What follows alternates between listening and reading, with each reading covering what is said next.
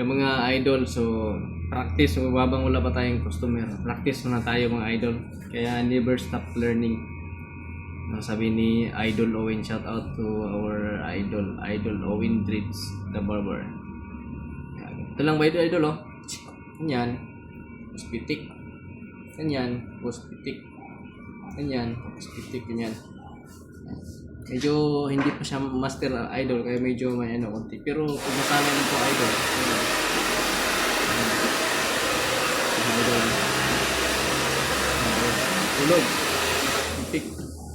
Tapos ito na idol, gawin natin combination na with suklay na. Kuwari ganyan. Suklay sa ulo. Ipit.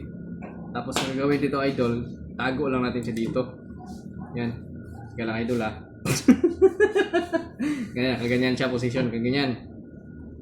Tapos ihulog natin yung gunting, yan hulog. Tapos itong suklay ganyan. Tapos suklay, ipit. Tapos gawin na siyang ganyan, itago natin diyan, nakaganyan siya, pitik to siya. Yan oh. Di ba idol? Kasi pag kasi idol pag basic, sobrang basic talaga na ganun naman talaga idol, suklay. Tapos ipit dito. Minsan kasi idol ito matama sa mata sa customer yan. Tapos dito ang buhok.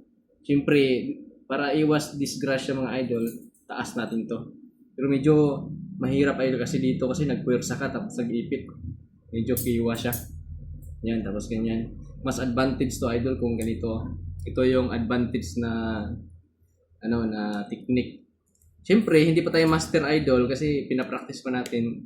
So, sabi pa nga nila, practice makes perfect. So, ganyan mga idol. Oh. Yan. So, yan. Awak to. Titik siya dyan. Yan. Suklay. Ulit-ulitin lang to siya mga idol. Ipit. Tapos, pitik dyan. Nakaganyan na siya. Ito naman ipitik. Yan o. Tapos, ganyan. So, kung bilisan natin, ganyan. Tapos, ito. So, yun lang mga idol. So, araw-araw lang talaga ito gagawin. Araw-araw. So, master lang yan. Kaya, practice pa rin ako ngayon mga idol. Yan lang.